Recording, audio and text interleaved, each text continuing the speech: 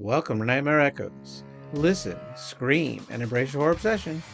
I'm your host, Eleazar, and today Steven joins us to cover the latest in his favorite horror franchise, Scream 7.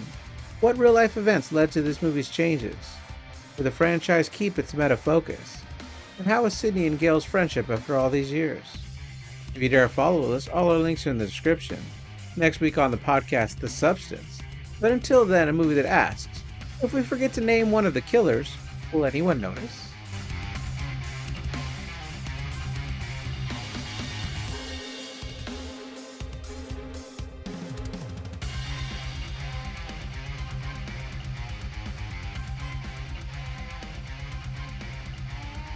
Hello, everybody. Welcome to Nightmare Echoes. I'm your host, Eleazar. I'm joined again by co-host Steven. Steven, how's it going? Hey, how's it going? It's great to be here again and talk about one of our favorite franchises, Scream movies. And this time we're talking about Scream 7. And as of this recording, Scream 7 has become the highest grossing film in the franchise's 30-year history, surpassing 200 million worldwide. Yeah, part of that also goes to the fact that it was the only Scream to ever be released in IMAX. And IMAX tickets are more expensive. So one ticket goes a little bit further, which is good for the franchise. They're not going to stop making it, that's for sure. This one was 154 minutes long, but we do get Neve Campbell back after she wasn't in the last one because they were not going to give her the pay she felt like she deserved, which she definitely held this series forever.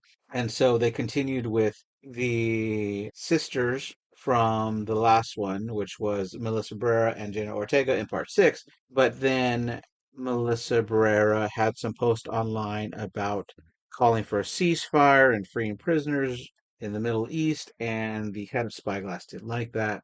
And so Melissa Barrera was fired, and then Jenna Ortega quit slightly afterward. She said it was a scheduling conflict, but I think it was to support Melissa Barrera. No, I really like those actresses. They were great. They were probably my favorite characters Yeah, I in like this where the story's franchise. going, and I think they deserved a third movie. It's Yeah, really disappointing they it's don't really get it. sad.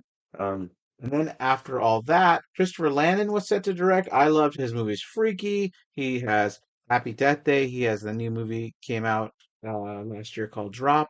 It was a Valentine's Day movie. I like pretty much everything. Oh, he did like a lot of the Paranormal Activity movies. I love Christopher Landon stuff.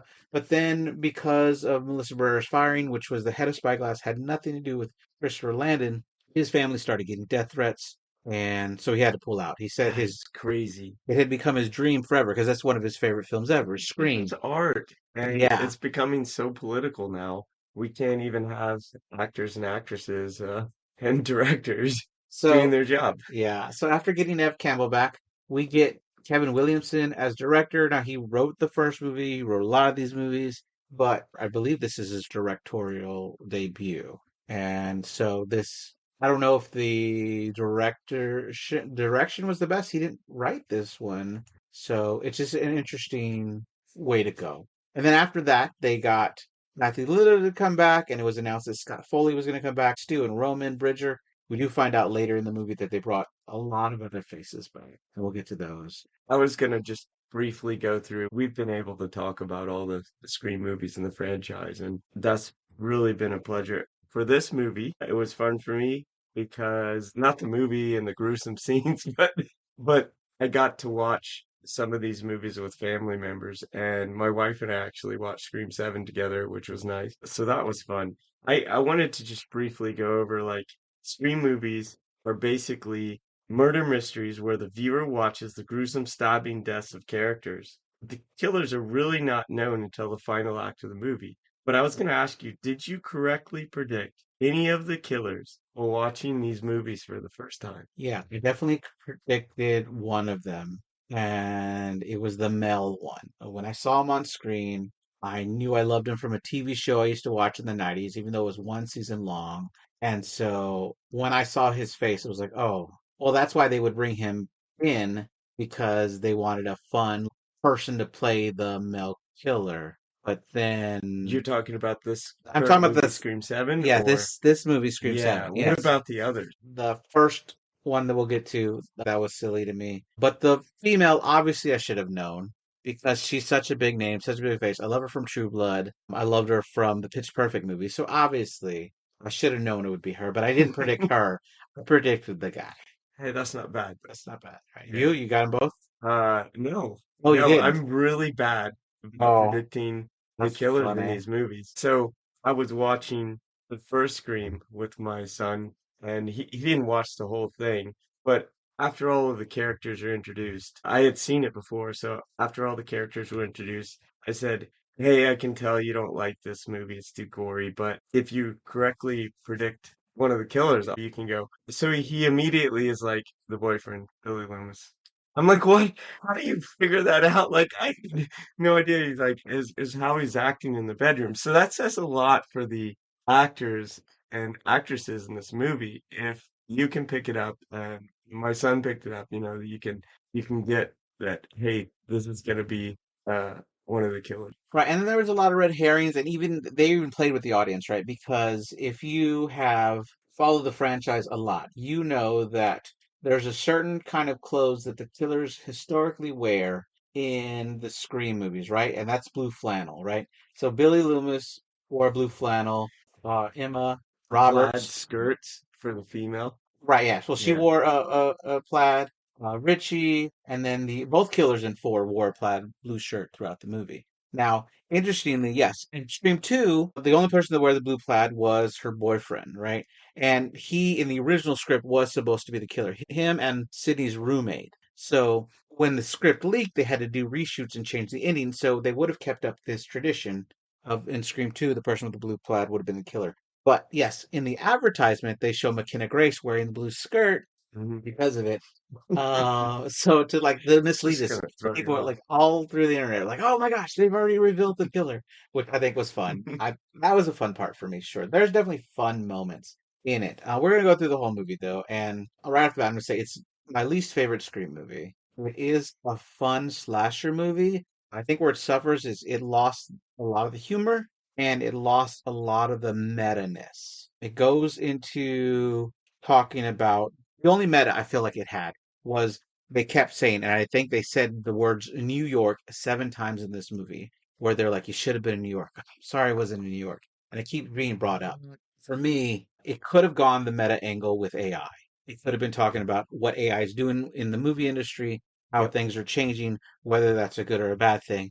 And it didn't go that route. It just used AI for nostalgia bait and felt like it didn't work as the Scream meta that we know, and it just resorted to let's just put our familiar faces on the screen and let's make some bloodier kills so that we Mhm. could make some money. And they made a lot of money. They did, Yeah. they did what they're supposed to do on that part. So part of the formula was there, but not all of it. Right. Yeah. That's where I'm at. All right. I was gonna say I'm gonna run through the killers real quick here because it sort of put the frame of mind there for me when I was watching Scream 7. You're gonna say all the killers ever, or just? So like the killers from the other Scream movies. So like in the first one we had Stu Macher and Billy Loomis. Mhm. And I really like that first movie because I feel like there was a lack of motivation in these killings. It was senseless violence, like from a true horror perspective. And or to coin the phrase, "Caedes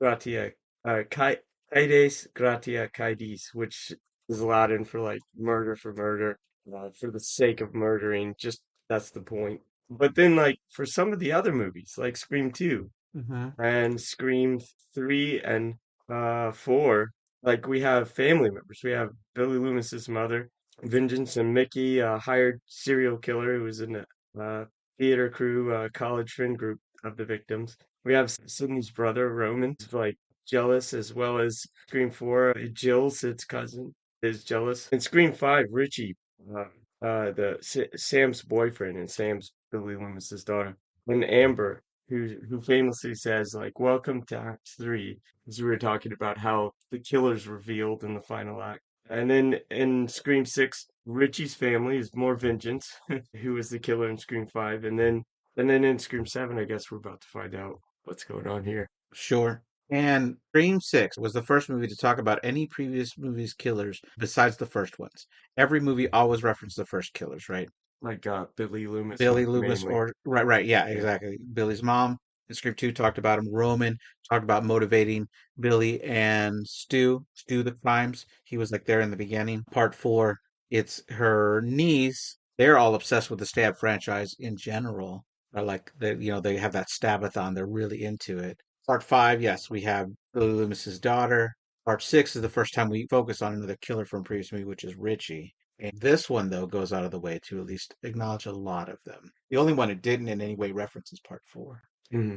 because we didn't bring anybody important back. We didn't even get Kirby. I thought it would have been cool to have Kirby. I love Kirby so much. Hmm. But yeah. So you want to go through the movie? Yeah, let's talk about it. Right. So in the opening scene, we have this couple that goes to Stu Macher's house. Heard a lot of people on the internet and a lot of people I talk to in person have this idea that it's a replica of the house and it's not the original, but I can't find that anywhere in the opening of the movie. There is a fun part in this opening where they're driving up and they talked about the sighting of Stu Macher being alive at the sorority party in the events of part 2. And that is because Matthew Lillard was actually there at that party, and he's there blurry. His hair is blonde, and it really fits in that if like that was supposed to be the real killer, and Sidney just didn't notice he was alive, no one there noticed he was alive. That's a little hard of stretch, but you can pause the movie and see him. It's a little blurred out, but that's Matthew Lillard at the party. So it did happen, Wow. and they're making it canon here that it is a possibility, and I love that for this setup. But we have Scott, who's a stab enthusiast. He's played by Jim Bartow, known for the mockumentary Theater Camp, and his girlfriend Madison is played by Michelle Randolph, and she's known for 1923 and Landman, both Taylor Sheridan shows, and my wife loves everything that Taylor Sheridan comes out with. So I think that was a pull for modern audiences that like this actress from those types of shows. So she got to be as part of the opening kill victim. She was the second kill, but I think people were excited to see her on the screen. Yeah. To your point about the house being a recreation, in this opening scene, there's a phone call with a voice that states, "It's a murder experience, and please give us a 5-star review." And I was thinking, why have the murder experience in a recreation of the murder house and not actually in the original murder house? Right. Also, the Scream house that it was filmed at, the original one, can be visited and you can spend the night in it. So, I mean, I like seen videos where people got to spend the night at the house and there's all this stuff on the wall, kind of like that. So this is Wow. a little meta in that regard. Are you gonna do this? No, It's like it's not a life goal. no, not at all. Okay. Not at all. Oh, You I don't want to get stabbed? That's not it. I'd rather go to like film festivals or stuff and like learn about new movies coming out, get to preview new movies, and maybe meet other people that love horror movies and stuff like that. If that's a life goal we're talking about, which is a Yeah. random question out of nowhere, yeah, I'd rather do that. I was thinking about the twins, which we'll talk about later, Mindy and Chad's always like, "I'm not gonna get stabbed. No, not tonight." Like, I think no, he said thank he you. didn't want to get Oh, stabbed. he He doesn't. didn't say he's not going to get stabbed. But that's the point. Like, I I'm get what going you're to house. saying. I'm not Yeah. gonna get And then, okay, so yes, that phone call happens. There's some fun trivia. Some trivia I will argue with because he got a question wrong saying that Jason Voorhees never died. I'm going to disagree with you. I'm going to say in that first movie, Jason Voorhees died. The sequel was never supposed to happen, even though I love the sequels and I love they all get crazy. Jason X is bonkers and I love Jason in Space. They're all bonkers. I love the kinetic girl from the seventh movie, even though that's like Hand is like one of the worst. I love these movies. But in that first movie, the writer of that first movie said Jason Voorhees definitely died. At the end was just a dream. Then a new movie should never have been made with him as the protagonist. So that was not his idea. I will argue for in the events of part one, the original Friday the 13th, Jason Voorhees was killed. So I don't think it was a trick question. I would argue the point on that one. But now, what doesn't work for me with this opening, it's fun, right? Like it's a gruesome killing. He talks about how Amber was burned alive. I mean, she didn't die from the burns, but she was burned alive. She said that would be the worst way to die. Horrible. So Ghostface hears this, and after she falls from the balcony and gets stabbed, he doesn't kill her so that she can burn alive in the house. And her screams of terror are horrifying. I think it did a good job of that being scary to me. I would hate to burn alive. I think she's right. That's like the worst way to go. So that was good. I love this opening scene. And as a short film, this opening scene is really good. What doesn't work for me is the fact that these killers somehow hop to Woodsboro. Now, some people are like, well, we don't know it's Woodsboro because it could have been recreation. Nothing in here says it's recreation to me. But later, the police say they have a call from Woodsboro. They're telling Sydney's husband, the sheriff, that the police from Woodsboro are on the phone. And then Gail specifically says herself, when everybody else flocked to Woodsboro, I ran to Sydney. So I don't understand why the killers that we do have hopped on a plane or drove a car overnight and got back without anybody noticing them, that they went to Woodsboro. How would they have planned all this knowing, okay, this couple's staying there, we got to leave this night, no one will notice? I don't know. I think it's far-fetched for me. Wow. Yeah, that's pretty deep. I like your analysis. All right. Anything else you want to talk about that fun house? That I did like the opening house. scene Sure. has an animatronic ghost face. Yeah. And when I saw that, I had a few speculations. Like, this is a scary killer robot, like a Terminator from the Terminator movies, or Well, an AI bot. that would have You worked. know, perhaps the real human, well, it could have been like the bot doing the killing later in the movie. We don't Right. know. Right. Right, because we hadn't seen the fire yet or the stabbing or anything. And then I also thought perhaps a real human killer could be controlling the bot remotely. But the movie didn't go either way. It was, what if the real Ghostface killer switches places with the animatronic Ghostface, which actually happened. And the scene where the Ghostface is down on the floor and the girl falls on the knife that's just kind of like sticking up. That was it was gruesome, but it was a pretty creative death, I think, from that regard. But I don't know. Those are the two things that kind of stuck out to me in this opening scene. Okay, cool. All right, so then we catch up with Sydney, first by meeting her daughter, who has a room very similar to Sydney's childhood room, where it's a window where a boyfriend can come through. Tatum, her name is Tatum, named after the first character that, Sydney's friend. And she's played by Elizabeth May. She's known for 1883, which is another Taylor Sheridan show. Her boyfriend is Nice. Ben Brown, played by Sam Reincher, best known for The Fablesman. He recreates the Billy Loomis climbing through the window thing. Did you like? I thought that was it was kind of a shout out to the first movie, but it was also like mom, who's Sydney, comes in with her experience as a teenager, and she already knows what's going on. You know, like, been on the floor over there. No more boys in windows, please. And you could tell that she doesn't really like him at all, but maybe she just doesn't want her daughter dating anyone. I'm not too sure on that.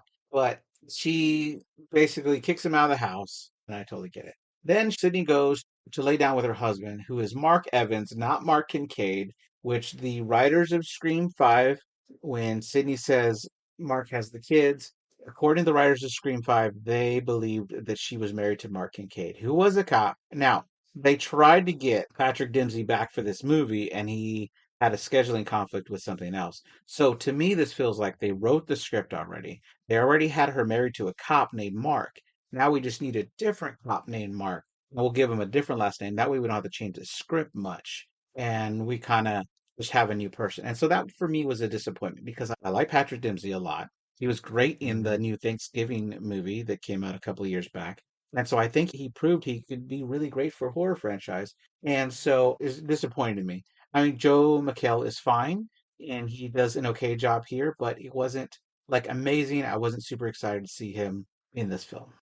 So on Sydney's way to work, we see on the screen at the theater, local theater, the Texas Chainsaw Massacre is playing. I thought that was a full reference. Sorry, I wanted to talk about the Yeah, jacket. I thought that go was for it. important. After there's some interaction between Sydney and Mark, later, Sydney sees that her daughter, Tatum, has found her old leather jacket, which Yeah, she was wearing the next morning. in previous movies.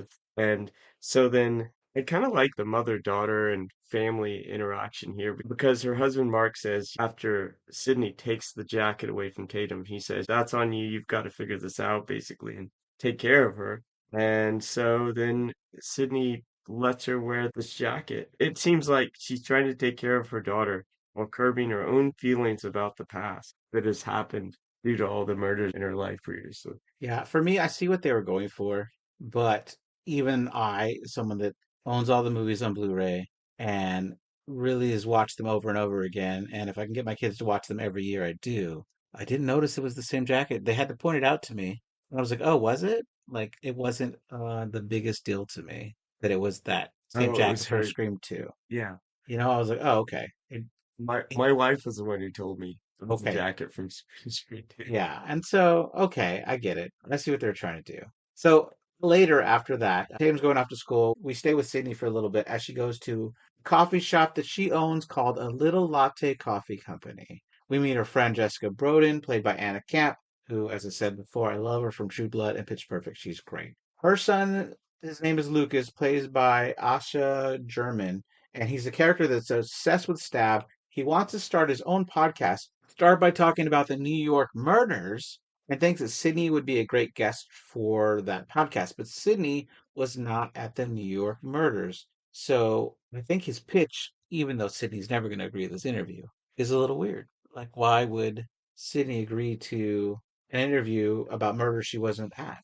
Uh, Except for kind of the whole Gale Weathers angle to this. Like, if I can get an interview with her, it's just more publicity and the fact that she was a witness and stopped murders in the past. Right. But she's obviously not interested. It's just No, like she's never been interested in in this at all. Terrifier 3, we get a character who is doing their own podcast and they really want to interview Jonathan because of the events of Terrifier 2. And when they find out that Jonathan's sister is around, she's got a lot of trauma from these events. They don't want to be interviewed. I don't know. It seems a little crass.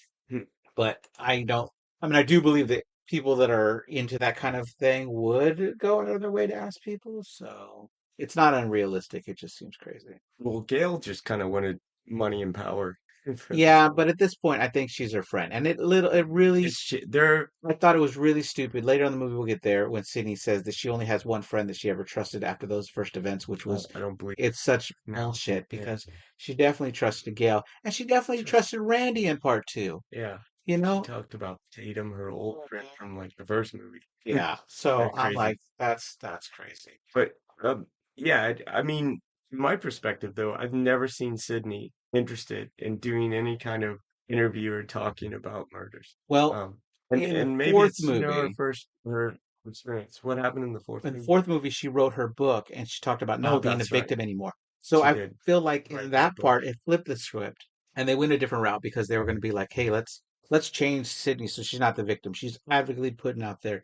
I'm not to be the victim. And I think that was great. I think that was a way to go. And that is actually motivation for one of the killers in this movie is that book. So it is a big deal to some people in this reality. But yeah. Mhm. All right. Then we meet Tatum's friend. Chloe Park is played by Celeste O'Connor, best known for Ghostbusters Afterlife and Frozen Empire. And she was covered on our podcast in the movie Freaky, also Christopher Landon, right? Hannah Truman is played by McKenna Grace, who I love. She's in everything right now. She's also from the Ghostbusters Afterlife and Frozen Empire, but she's also been in Five Nights at Freddy's 2, Malignant, and Annabelle Comes Home, which I think is great. But she's, like I said, McKenna Grace is in everything right now. Mhm. Yeah. I like Chloe Parker. Yeah, I've seen a few movies since her. Yeah. And then they're walking to school, and Hannah is talking about the party she's going to have that night. And if anybody is a Scream fan and watched all the Scream movies, the party is like a great action scene that we normally have. And then the next movie, we don't have, right? So Scream, or like if we do, it's way early in the film, right? So in Scream 1, the party was the big murder scene. In Scream 2, party at the sorority happened way earlier, and the murders were happening somewhere else. And then in Scream 5, they revisited the first one. The murders were happening at the party. In Scream 6, the party was at the very beginning, and a murder happened somewhere else while people were at the party, or right before we got to the party, which I think is cool. If anything, which is interesting, if part 5 was mirroring part 1, and part 6 was mirroring part 2, part 7 mirroring part 3 would be in the AI itself, because in part 3, we had that voice box that at the time wasn't possible technology, but is today, where you could get someone's voice and you say or write whatever you want, and you can get AI to recreate that voice for you. That is totally real today. So if there's anything, part 7 did follow the pattern of kind of part 3 with the whole AI voice angle. But but also I don't feel like it's cutting edge enough. You Right, know, like whereas the voice box previously, that was pretty cutting edge. It had not come out yet. right. Um anyway, from like almost a science fiction perspective, I feel like they could have pushed the envelope a little bit more with this movie. But we'll get into some more of the AI stuff that's used in this movie later. Yeah, sure. And then Ben drives up, gives them all a ride to school. Chloe calls Ben creepy boy, which is a little weird. Later, we're at the coffee shop where someone named Carl, who gives Sydney a really creepy look, which seems really obvious, that he does not like Sydney for some reason. But And she gives him a coffee, and Sydney's like, that was weird. but Carl, who seems totally sus at this point, but all of the sus people in past Scream movies, for me at least, turned out not to be the killers. Yeah, okay. But mostly with the exception of the first movie, yeah, least likely seem to be the killers. But he totally seems sus. Yeah, right. In this scene, she speaks to Jessica, her friend. They're talking about how if Jessica's ever opened up to her son about her past, and she says no, she can never do that. Then we cut over to the drama practice, and we see that Hannah is up on a high wire, and Tatum is in a dog costume. Yeah, when I was watching this, I was like, oh wow, this my daughter's about to play the dog Toto from Wizard of Oz in a That's live funny. action in a couple of months. So That's I awesome. got that. I was like, wow, that's incredible. Yeah, my kids are in plays too. Yeah. And this teacher gets all pissed off because Tatum gets in the way because she can't see out of the dog costume. McKenna Grace's character, Hannah, kicks her. It messes everything up. And the teacher comes out saying some really inappropriate stuff to her that she's the daughter of Sidney Prescott and she should have that fight and fire that her mom has. I mean, I would think she would report that to the principal so fast because this teacher is acting really weird. You can't bring up my mother's trauma in your class. That's not This is, okay. and it's not like a professional performance or anything like this. Right. This is just a like a drama class show. I do like how the rest of the cast and crew stepped in to support Tatum. Like, Yeah. you know, I don't care what this guy says. You're doing a great job. They're also playing a dog. I when you can't see out of the costume, like this is impossible to see out of. Right. Uh, That's hilarious. So a little bit afterwards, after they're out of the practice, Tatum asks her boyfriend Ben if she seems timid to him, and he says that she just seems shy. And she's annoyed because she says that timid does mean shy, but she wants to know what he likes about her. And he says there's so many things. She makes him name one, and he says, "I like the way you look at me." And so, I don't know about you, but at this point, Ben started to seem like he could be a killer. There's also, like, at the end of the scene, an interesting cut from Ben and Tatum kissing to Sydney in her office at the coffee shop, cutting open boxes with a box cutter. And I was just like, what are they trying to say here? But I don't know. Did you suspect Ben at all at this point, or? No, I thought it would. There's just been too many times where it was the boyfriend that I Hmm. felt like it was too soon to do that again. It's like the Saw franchise. They're really great at, like, now, while I can guess certain things, the Saw franchise has always pulled one over on me when it comes to this big twist at the end. And every time I think I know the twist, I'm like, oh, this is going to be the twist this time. I get it wrong. And then the very next movie, I don't guess that because I was wrong the last time. And then it turns out to be that twist again. I'm like, son of a which is funny. Well, so yes, Sydney's in her office and she gets a call from another person pretending to be Ghostface, or she thinks. She starts recording the call. It seems like such a rote thing for her to do. Record the call in case anything comes real of it. She's just trained to do this. But then when the video comes on, because Ghostface says they're not hiding anymore, it turns out to be the face of Stu Macher, and he's all scarred and scratched up. What, Stu? And I feel like this later times we see in this movie, he's not scarred and scratched up anymore. His face seems still old, like the real actor Matthew Lillard is. I have a question, Yeah, though. Did he have like 2 ears or 6 fingers on one hand? not to my knowledge, Steven. What is this But about? no scars. Oh, no. Okay. Yeah. Just checking. I was like, what are you talking about? So he repeats some lines of the original movie, which I don't know, seem a little weird, like I always had a thing for you, Sid, and stuff like that. It's weird. And so he says that he's outside of her daughter's school where they're doing the drama production. So Sydney tries to call Mark. This is that moment where Mark is already in his car when a police officer comes out saying that the Woodsboro police are on the phone. That's, for me, is more evidence that this house was actually in Woodsboro. But that's when Mark gets the call from Sydney, so that conversation gets interrupted. And Sydney tells him that the killer, or someone claiming to be the killer, was at Tatum's school. So the sheriff, Mark, calls all units to go to the school. And I was just thinking, where's the protection? Because Dewey's dead. I really liked Dewey as a character. And Mark is not Dewey for me. Like Dewey is Dewey. And at this point, I don't know if I can trust Mark like I trusted Dewey. Yeah, I feel like he was just the stand-in here. He has like one useful scene and then they kind of forget about him in the movie, I feel like. But inside the theater, we cut to Hannah, who's being lifted in the air repeatedly by Aaron, who needs practice using the equipment. And then on her third attempt, she's never lowered. Aaron disappears, the lights go off, so like they're trying to make us suspect, is this Aaron? Then the spotlight comes onto her. And this was not looking good for me. I'm just waiting for Ghostface to enter. Right.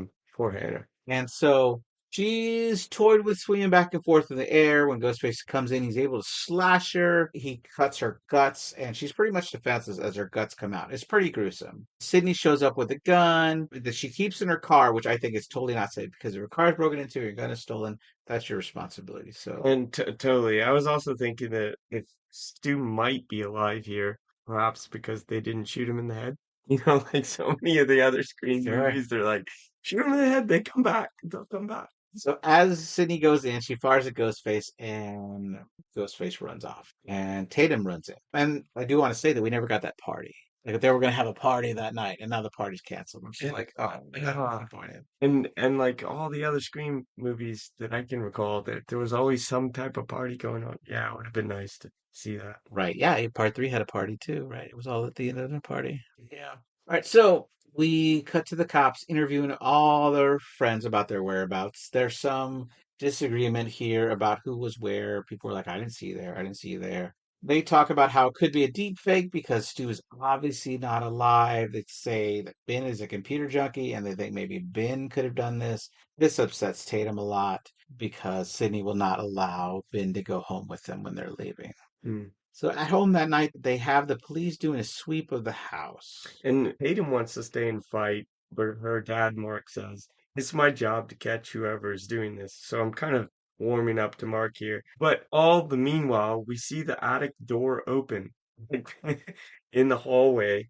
and meaning that Ghostface is likely in the attic and that the Pine Grove Police Department isn't doing much. Dewey wasn't perfect either, but I still do miss Dewey. Seriously, though, they should have checked thoroughly in the attic for anyone.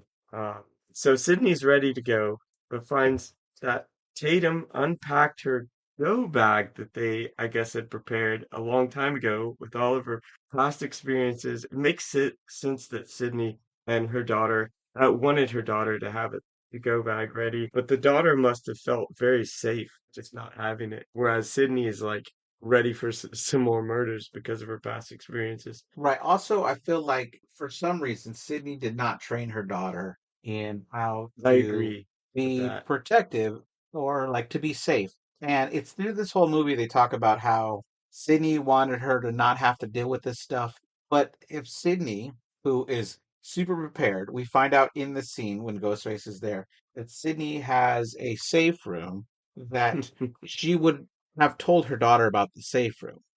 Does she not trust her own daughter that much that she thinks her daughter would share that knowledge with other people? Maybe she should have been at the gun range training with her daughter the whole time. And that's kind of a plot point in this movie, but it Hmm. feels like it doesn't work for me, right? I think my daughter would have found that safe room in my house a long time I think I before. would have told my kids about it.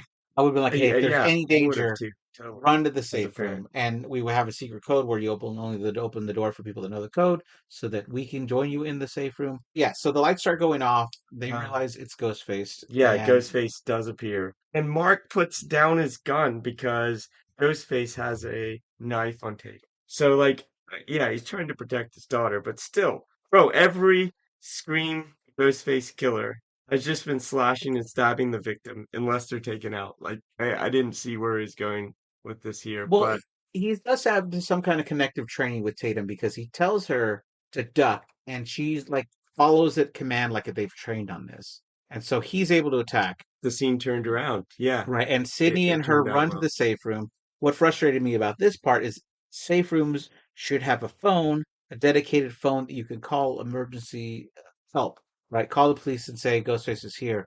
He can't get to us. We're safe in this room. She doesn't have a gun in the safe room either, which doesn't seem realistic for Sydney, who hides one in her car, but not in the safe room. I don't understand that. Where are the canned beans? And then why would she leave? Where's the radio? Where's Right? the Flashlight. She decides to leave to It's go not after her ready. husband. She doesn't trust that he could do it on his own, and that just seems weird. So Tatum wants to follow, and she gives in and lets Tatum follow, which does give us this fun. They're in a wall, and Ghostface is stabbing through the wall. That is That's a good it. scene. It's a good I scene. thought it was a good scene. They forgot the Ghostface Killer had supervillain hearing and could hear them behind walls because they're like literally going out of the safe room and through like a back door passage into the walls, and the Ghostface Killer is just listening to the wall. So they get out through this ladder at the end of the hall behind the wall, and Ghostface gets tackled by Mark. They go into the front yard. Sidney grabs a mailbox and smacks him over the head with it. So Ghostface runs into the street only to get hit by an SUV that's been driven by Gale. Yeah, what? And it seems so silly. Part three was silly too. So if they're going with the part three angle, maybe that's what they're going. And then out of the SUV pop The out Mindy and Chad. Ghostface Killers seem so superhuman, like Hmm. super hearing.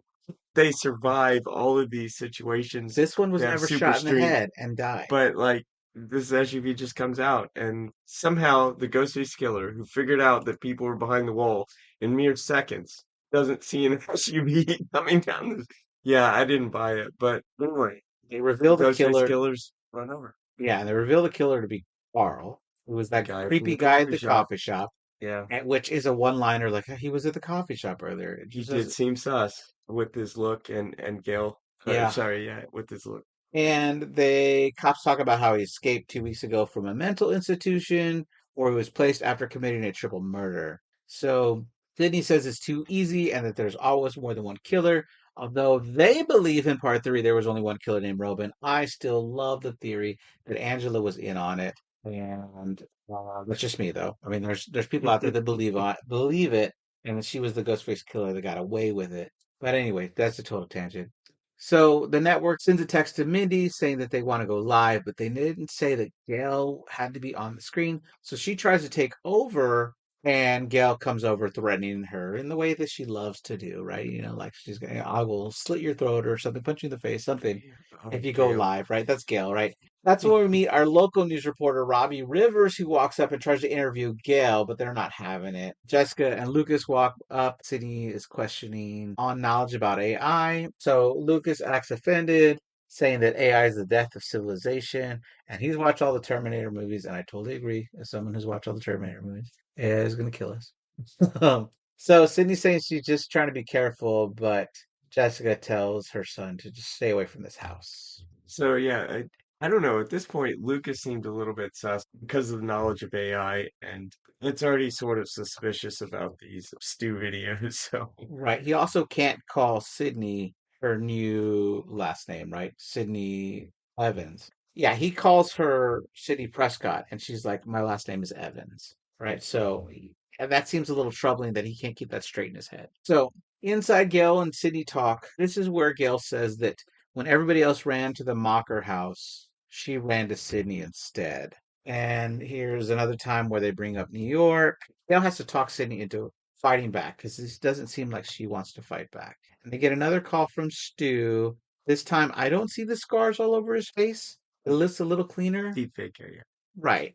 Kel and Stu are slinging insults at each other before the call ends. Sydney's motivated to help now in the investigation and says that they're going to go to the Fallbrook Psychiatric Center, which they do the next day. Tatum that next day wants to go with them, but Sydney says she doesn't want her to learn how to be a victim, but Sydney doesn't want to teach her daughter to be a fighter. But Sydney was always a fighter herself. I She's never a agree. victim. Even the first movie, like when she first got a phone call, it was obvious like she's not going to be fooled that easily or scared. Right, So like I just feel like her daughter's following in her footsteps. right. Anyway, at they go to a psychiatric center. And at the psychiatric center, Sydney gets a call telling her that there is no intake form for Stu's body at the morgue, and the woman that would have been working that night in 1996 died 3 years ago, so it could be a lost or stolen paperwork issue. Or there was never a body delivered, and no one noticed this in 30 years. And it actually is Stu that could be a killer. Which seems far fetched, but maybe would have been a cool angle if we went with it. Yeah. Inside, we meet an orderly who does not give his name, and I recognize the actor as Ethan Embry. Like I talked about And earlier, I and loved you him from other shows like Freaky Leaks, you and suspected this guy. right away, I was like, this is why they would bring him because he's a great paranormal, like horror TV show guy, and I loved him growing up. So I thought, oh, this is it. But they show him a picture of Stu, and he says, yeah, he showed up a long time ago, about 25-ish years ago, with amnesia, and he's never know who he is. But he was let go not too long ago. He says that him and Carl were great friends. They look at Carl's room. It doesn't take him much convincing to let him show Carl's room. He's like, you need a court order, but he's like, why not? I'll let you see it, which seems ridiculous. And they ask if he was into the stab movies, and he's like, not that I know of, but you do see a picture of Tori Spelling on his desk. And if we remember, Tori Spelling Yes. played Sidney in the first two stab movies. Yeah, yeah. So this I might be a clue that was Charles recently did. reading the news and Tor Spelling got into a car accident in real life, so I hope that her and her family are doing okay. Yeah. Oh, I didn't hear about that. Anyway, Okay.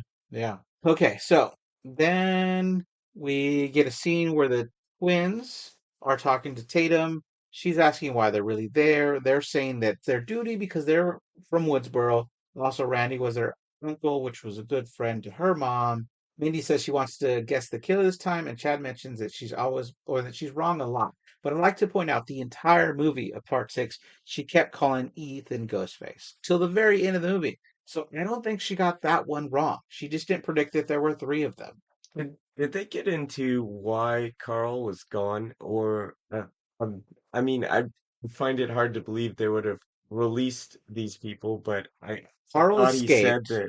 that John Doe, who was Stu, was Right. released. He was released, but they don't know his crime. He claimed Uh, that John Doe, which is Stu, they had amnesia and he was just there because he didn't know who he was or anything else. So they were just taking care of him as like a charity ward. The other guy, Carl, who did do a triple homicide and killed three different women, was not let go. He just escaped. So probably with the help of this guy who they never name in the movie, played by Ethan Embry, who I do know his name is Marco because it's in the credits, but he never says his name in the movie. It drives me nuts. Nameless orderly. Right, yeah. So back to Sydney, who tells Gail that there's now a trace on the phone, so next time Ghostface calls, they'll be able to track him, which they always try to do. Part six, they actually tracked him, but it didn't help too much. It took a long time for them to show up. Gail wants to force him to call by doing the interview that Sydney said forever she would never do. So Sydney does, and that's great. Then Mark is home alone, can't find Tatum. So he goes to investigate a sound in a part of the house is being remodeled. And after several fake outs, Oh my gosh, the suspense created when he stopped to clean up the overturned toolbox, and there's a ghost face behind the plastic sheeting behind him. I thought that was good. yeah, so that ghost face stabs him repeatedly, and the scene ends with him being slashed. Then we get Right Red Hand playing again, which is in Oh, I every love that movie song. except for Scream 4. Yeah. And we get another montage of people closing up. It seems just like the first one, where people there's a mother having a picnic with her kids, even though there's a serial killer out. Like, well, let's just wait till the very last moment, and we'll pack up and we'll get home when it by the time it's safe. So they're at a Punker's Tavern, which is owned by Chloe's parents. And I think earlier they might have been shown like where the twins were talking about the killer. And I love the twins. They just figure so much out. I mean, Randy was their uncle who knew all about horror movies in the first movie. Yeah, but anyway, they go to Parker's Tavern, owned by Chloe's parents. Yeah, Chloe's so familiar. She cooks them all pizza, And and there's Brooke is Tatum just eating there. them. Yeah, Tatum Yeah, brought them not there. supposed to be Right. Well, she wants out. them to meet their friends. We also find out in a one-liner that there's a curfew, which is weird, like because we never heard the city announce curfew. Where It's it's like a like, one-liner, and then we get the scene. mm, But all the kids are breaking the rules, and none of their parents are noticing. Apparently, like in a couple of the other Scream movies, they had a school PA system announcing like, "Go right home. There's a curfew tonight." Like right? in this one, we're just oh, I don't know. I do like the fact that they're sort of focusing on what teenagers would do now rather than in the past. Like in the 1990s, yeah, they would have a huge party. There might be more social interaction on social media now, maybe like a small gathering of friends at the tavern just kind of hanging out, but like nothing crazy like the other parties. So I do miss the party scene, but I feel like their storyline follows a lot with today's generation. Sure. Okay. So they have different theories. People talk about how it could be Stu. Mindy, I think, says it also still could be the boyfriend. Um, she questions all of them about who they are, and she thinks everybody is sus, pretty much, right? Lucas says he's tired of being creepy, and Chloe says that creepy is hot, and he seems to like her back, and they start to get really like Oh, an attraction there, which is hmm. fascinating. At the news station, we have Robbie Rivers, who is calling it his exclusive interview, even though he's letting Gail be the one on screen doing the interview, which doesn't make any sense. So yeah, so basically Gail and Sydney are trying to provoke Stu into calling by having this live interview as it seems to be going well. Sydney seems a little bit nervous. Gail's excited, but Sydney gets really upset when Gail brings up her three children. Yeah, and it's interesting too because they established the two smaller children in Scream 5. But this movie has this throwaway, oh, they're with Mark's mother. Thanks, Mom, for taking care of them. It's great, but why? Like, they didn't have a trip plan. They didn't have some big event that they were doing. Gone, They just middle of the sent them school with year. the mom. Yes, in the middle of the school year. It doesn't make any sense. There's a gap there. Yeah, but then Sydney insults Gail back by saying that she never really trusted any friends after she lost the original Tatum, which is not true because she definitely trusted Gail. She definitely trusted Randy. She definitely trusted Dewey. Yeah, I agree with you, but I disagree with it. She didn't trust other people. She brings this up again later when she's talking to Tatum, her daughter. And I'm like, what? Yeah, you trusted a lot of people and it pulled you through these previous bad experiences. So Sydney ends the interview roughly, but off the set, Sydney's talking to Gail and asking her, why do you bring up my kids? What if I had brought up Dewey? And then Gail is visibly upset and misses Dewey. She said that she tells herself I'm fine 500 times a day, then pops some pills, which I can only assume are like antidepressants or something. Yeah, Yeah, so that's weird. Yeah. Gail's kind of struggling there. Yeah. So that's when the phone rings after they sign off the interview, and Robbie's upset that it isn't on live TV. Stu sticks around long enough to tell them that Tatum and her friends are at Parker's Tavern. Then he hangs up so they can't trace the call. So this is where Sydney runs off without Gail. Gail knows where they're going because he said Parker's Tavern. And Gail's like, oh no, I guess she left without me. She's treated like an NPC here. She just doesn't go. And I think Gail, that I know and love, would have run after her, would have ran to the Parker's Tavern, at least been She there to help the knew, twins. yeah, because she already knew they were going to But she Parker's Tavern. doesn't go to help the twins either. And like I caught that it looked like Sydney was trying to open Gail's vehicle that she was riding in with the twins, the SUV. So Right. like Gail has the car there. She Right. probably has the keys. She Yeah. could go there. And that annoyed me too because she Yeah, could have she gone just back in, got the keys from Gail, but instead she decides to run, which takes her way longer than driving. And it's a plot point in this movie that annoys the crap out of mm, me. So we get Tatum getting inside of Ben's vehicle because she wants to be with her mom. And she gets in the car first and sees footage of him pretending to be Stu with AI. And it's pretty damning. And he's saying stupid stuff like, are you ready to die, Sydney? And I'm like, it doesn't make any sense. So but do you actually think it's him? Because to me, it's almost too obvious for to be him at well, this point, right, but it doesn't work for me that it isn't at this point and because it's not why, playing out. if you're trying to see if it would work, as he's saying, I just wanted to see if it would work. I think acting ultra violent and saying stupid death threats is really Mm, stupid when mm. there's really someone murdering because if the cops find it and the killer's never caught, you're the only one with evidence that it was you. I think it's a red herring. I think Yes, but they're really just who trying is to that throw us off. stupid in life to fake that they're the killer just to see if they could do But it? they're When trying to make it like a red herring where we're all like, understand what it's him, they're it's doing, him. but think the character's stupid. So Oh, I agree with you. when Yeah, they die, there's a lot they of were asking gaps for it. in this, especially I don't this like part of him. the I movie. don't like him. That's when he's stupid. Sorry. All right, yeah. So back at the tavern, Chloe burnt the next pizza. She leaves the room right as Lucas says he's got to go to the bathroom. And that reminds me of the previous Scream movies where they'll be like, Stu in the first one, I'll be back. Never, never say, I'll be back. You're going to be dead. That's what Randy said. But anyway, uh, Mindy notices that two of the suspects have just left the room at the same time. And Chad says that he really doesn't want to get stabbed tonight, which is what you were saying earlier. Yeah, it might be a bit late now though. They attempt to find Tatum, but they find I don't think they're like trapped inside or something locked. Yeah, they try to leave and it seems to be locked like a deadbolt lock, which I think is illegal in some states. But This is I fascinating. guess because Chloe's parents own the place, there was like a lock and somehow it was locked. Yeah, yeah, They yeah. couldn't Well, I get mean, out. it could be legal there. I Yeah. think some states it's illegal to have You have to a be able to deadbolt exit. lock. Yeah, there has to be a Yeah. way to egress. Especially the like a restaurant or public place. Exactly. Yeah. Right. So I thought this next scene was kind of a recreation of Jurassic Park, where we have Chloe in the room in the kitchen where Ghostface comes in. She's hiding behind the big metal cabinets of a kitchen as they're going back and forth. I thought that was kind of fun. That's when the twins arrive. They both get stabbed and slashed. She runs out to find Lucas, and Lucas, for some reason, runs back in. He only lasts a couple of seconds, and he's thrown back out of the kitchen, and he's stabbed in the gut. Chloe is able to hide for a little It's bit. not Lucas then. Well, we've been fooled Well, we before. have been a couple Yeah, times. right. Roman was in a coffin looking like he was stabbed to death. Billy himself got stabbed, Yeah, and it looked like, Uh, yeah.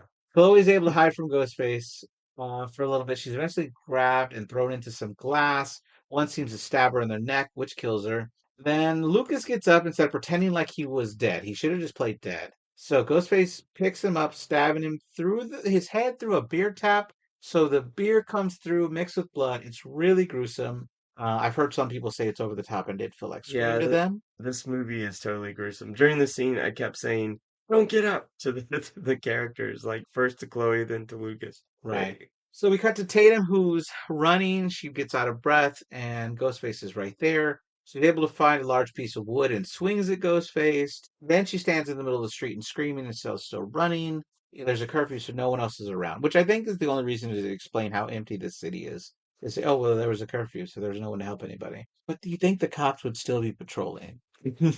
What? It's too empty. Yeah, It's too empty. way too empty. Ben shows up behind her and she says that she knows he's not really the killer, but then he gets stabbed right away repeatedly. Yeah, but like it was sort of again like trying to mislead us here because he said it's not me, sort of like Billy was trying to convince Sydney in the first one it wasn't him. Okay, Yeah. so Tatum is able to shove Ghostface through a window, which sets an alarm off, but doesn't get any cops to come out for some reason. Ben's definitely did. She runs to find herself running past the little latte coffee company, so she lets herself in because she knows the code. Tatum's phone rings when her mom, Sydney, is calling her. Then the Ghostface killer knows that she's in the shop because he heard the phone, or he or she heard the phone. Right. So we get another fun scene. Okay, well, I'll just put that right here. That's a he.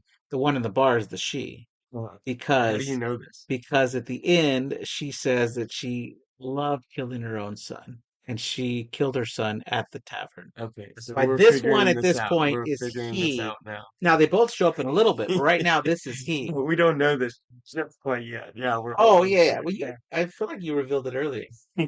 So we revealed who the killers are anyway. Yeah.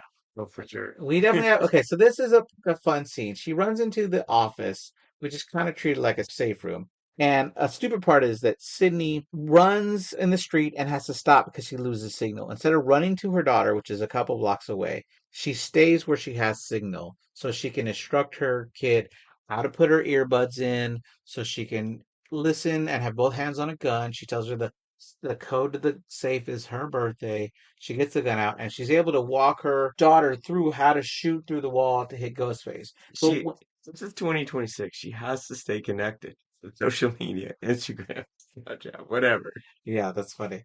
And so then when Tatum comes out of the room instead of staying in the office until Sydney arrives, that would have been the smart thing to do. Sydney tries to convince her to shoot him in the head, but Tatum's like, what do you mean? I've already killed him. And she's like, you have to shoot him in the head, but it's too late. Ghostface gets up. They fight. She's able to fight back. She does hurt him some, but then the other Ghostface shows up too, and they are able to knock her out together. And so by the time Sydney arrives, they've already taken Tatum hostage. There was a couple of things I really liked in the Sure. scene. When before Ghostface enters the coffee shop, there's a tapping on the glass door with like the knife. I thought that was really eerie. Sure. And then, obviously Ghostface knows the code, somehow figured out the code. And then they use like the camera technology in the coffee shop to where Sydney could tell Tatum like exactly where to go and where to shoot. And I thought that was really creative. Yeah, that's fun. It's just stupid that Sydney had to stay where her signal was. I agree That's with that. right, right. It's just dumb. So after she's there, she gets another phone call, which tells her that her daughter is where the heart is, Now until a wait, knife goes through it. to your point though, in the middle of town, why would there be a gap in cell phones? Hello, you're not wrong. I still believe elevators or parking garages because Ah, at work, when I get in the elevator, my like signal goes out. even 5G technology that's like Yeah. doesn't can't go But over in the large middle of the distance. They city, should yeah. be able like yeah, there's just kind of gaping holes here. So inside the house, Sydney gets to the house. She seems to have a lot of screens all over her house all of a sudden. So the AI people can talk to her. We start with Stu, who says it's not really him. The screen changes to Laurie Metcalf, which I thought was fun. The killer from Scream 2. Now, it doesn't she doesn't look like she did in Scream 2. She looks like what Laurie Metcalf does now. So the AI aged her and then pretended to be her, right? But that's Debbie Salt, who was really Mrs. Loomis, Billy's mother. And then after a few lines from Debbie Salt, it switches to Scott Foley's Roman Bridger, who we knew from part three. He says that it's all about family, right? Like, and then it switches to friends, right? Like, okay, if it's not about family, then it's about friends, and that's what we get. Dewey, who I who loves Dewey's character, and he says, and friends of course, and in the background there's Dewey's theme song. Yeah, which was used for Broken Arrow, and they had to buy the rights for Broken Arrow to use it. My wife mentioned that, and Yeah, they also used a lot of music from like other movies. In one of the previous Screams, they had a Top Gun song. right. Yeah. Interesting though, there's no Jill or Charlie, so there's no Scream 4 representation. They could even have Kirby. It wouldn't have made sense to me. But if we're going in this, like, would showing Stu really hurt Sydney the most, or wouldn't showing Billy hurt her more than that? Because that was her boyfriend. I know that Hmm. the whole thing is maybe Stu's alive, but Yeah, what if about they're trying to Billy? stab Sydney, I think Billy would be the way to go. It's because Billy has been focused on so much in the previous I movies. They get had why to the put movie Stu. has to do it, but I don't. The killers should have figured out who to Like, pick. but as far as the psychological connection, I 100% agree with you. Right. Like, Billy would have been totally the way to terrorize her better. And then we get a fun reference to Scream 1, the first one, because they have Tatum tied up to a chair in the backyard. So she goes back outside, and when we have the unmasking scene, we have the orderly for the mental institution, who again never says his name but is credited as a Marco. In fact, Sidney says you, and he replies, "Yeah, me," and adds that him and Carl. But then Sidney says that Carl's did, and he says he would have been too, but Tatum didn't shoot him in the head, and he reveals the vest that he wore. He then calls Stu to come out, and we see another Ghostface come out. And then Marco says he'll be right back, and he goes drag Mark out, who's still alive, but very bloody. That's when the other Ghostface pulls off their mask to reveal that it's actually Sydney's neighbor Jessica. Hmm. So interesting. Like in Scream 6, they had three Ghostface killers. They have three Ghostface killers here. It depends on how you count though, because Uh-huh. in Scream 6, remember that the film students that killed our opening kill pulled his Ghostface mask off. So he That's was a true. Ghostface killer, True. and then his roommate planned to Yeah. do Ghostface killings with him. We didn't ever see him M- do one. Maybe He four. was chopped up in the house. So yes, there's Yeah, definitely four unmaskings in Scream that's true. 6. Yeah. Which yes, okay. So Jessica goes over her motivations, and it's because Sydney wrote the book that had Jessica get the strength to kill her own husband because her husband was bad. But Jessica's really hurt by the fact that Sydney never showed up in New York. She was happy to kill her own son, which was bonkers, Yeah, 'cause she said he was so much like his father, who was the bad husband. which It is was like, crazy. yeah, He's a kid. and Raise him better. she's the one who's just like, don't talk to Sydney about her past and the trauma in her life, like then that should have been a dead giveaway to me because I remember was it Richie? Hmm. He was like always hesitant to go anywhere and she tried to protect Sam and in the previous Scream movies. So Well, like, but he turned out to be a killer. now, I want to get on a little soapbox here because Marco tries to say his motivations and he's silenced by Jessica. She's like, hey, I was talking here. And he even helps her find her place back where she was on her monologue. But because of this, we never find out Marco's name for one.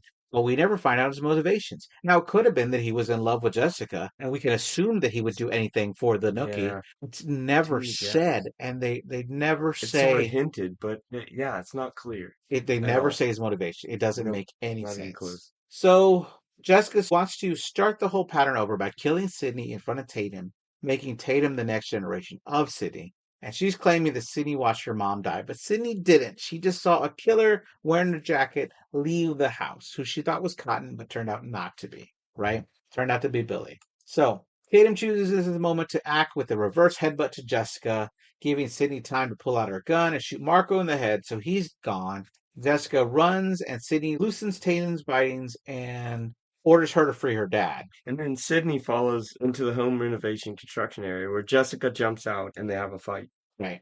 And Sydney stabs Jessica in the leg a lot before Tatum comes in and shoots her twice. Then Sydney repeats again that she's got to shoot her in the head, but after they both look, Jessica's already gone. So she runs back in, and both mother and daughter shoot her as her body stands up for a very long time, taking as many bullets as it did. I know the body should have been pushed back or something with all the bullets. And Right. and this was very gruesome, seeing the face be obliterated by all of these bullets. Tatum says, I'm Sydney fucking Prescott's daughter. This is not true because she's Sydney Evans's daughter. Like, how does she not know her own Why mother's did name? she say It's probably because she just read the script. She hadn't seen the other movies. That's what I'm thinking.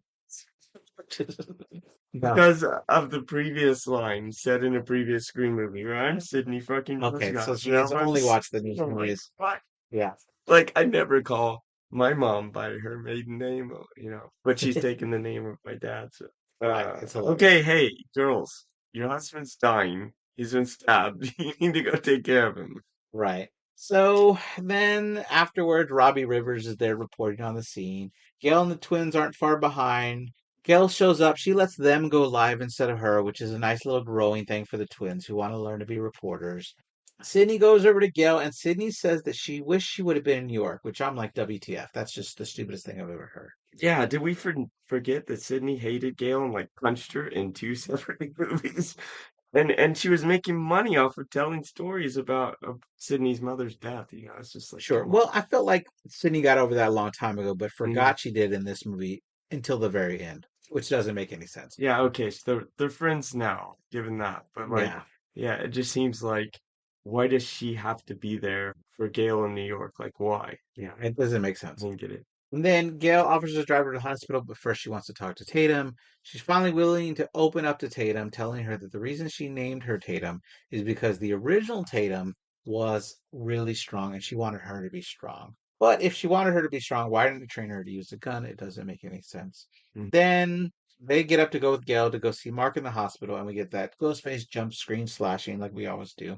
But there was a scene filmed that showed that Stu with, and I think this would have been with all the scars. Some people out there have seen it because it was shown in test screenings and they claim the audiences didn't like it, which I Mm. think is crazy because I think if after all this there's a post-credit scene that showed that Stu set this all up, then I would at least understand the motivations and maybe even believe that Stu was the killer in the Woodsboro house in his own house. That would have made sense to me. That would have been a good connection. But But the movie then, didn't go there. yeah, but then that would have been motivation. But I also, yeah, I don't know. Yeah, I kind of agree with that. It would kind of been like John in Saw, who is sort of behind a lot of things that happened, and they could have carried this into future movies as well. Sure. Yeah.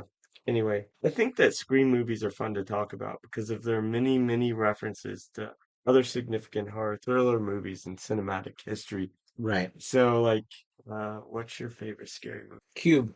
Ah, Then the thing.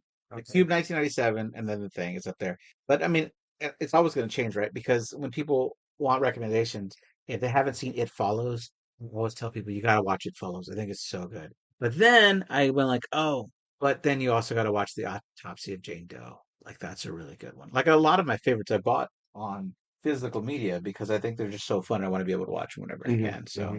I Yeah. mean, yeah, it's always rotating, and there's always like the newest really good thing. Like I just watched Undertone in theaters with my kids, and Jackson was like grabbing my arm the whole movie because he was terrified, which I loved. I think it did really good. And in that movie, without going into plot, there's a point in the movie where it completely goes black in the theater, and all you're hearing is what's going on. You can't see anything. It was good. It was done really well, and I love that movie. So there's always the newest one that I like a lot. Hmm. What's Okay. your favorite Scream movie? It's right there. I mean, I think the first one, it's hard to Oh, not the say the first one's first one's great. Yeah. great. I think the order of best would be one, two, for me, then it goes five, six, Mm, then it goes four, three, but four and three swap all the time for me. yeah. It depends. Sometimes I like four more than three or three more than four. I don't know. And then this one's the last one. Yeah. That's my, Yeah. I didn't like this one as much, but I did really like Scream 5. I thought it was really well yeah, done. it's really good. And I know. this the dynamic And sisters I I know really like like. people, yeah, Carpenter sisters are great. And I know people that don't like anything past two. I know people that don't Mm, like anything past one. I think, yeah, like I know that some people that think Scream 4 is trash, and I don't think it's trash. It's not my favorite of the franchise, but I think it's a good movie. yeah. It's So, interesting you mentioned Scream 2 because like the whole stab thing that was introduced in Scream 2, yeah. I thought that was annoying a little But bit. Like that's meta. It got the job. It that's true. understood the That's true. meta-ness Yeah. It just of didn't what get it was into it. supposed to do. Yeah. Three was a little silly, but I love Parker Posey. She was great, and Patrick Wahlberg, if I said his name right. Mhm. They're amazing. So I loved a lot of things that Scream 3 did. It's just not high up on the list for me. Right. But yeah, I like it. I do. Mm. Well, thanks for having me here to Yeah. talk. Thanks for talking about it. We are Nightmare Echoes. We have new episodes every Monday. Please check us out next time. Bye. Bye.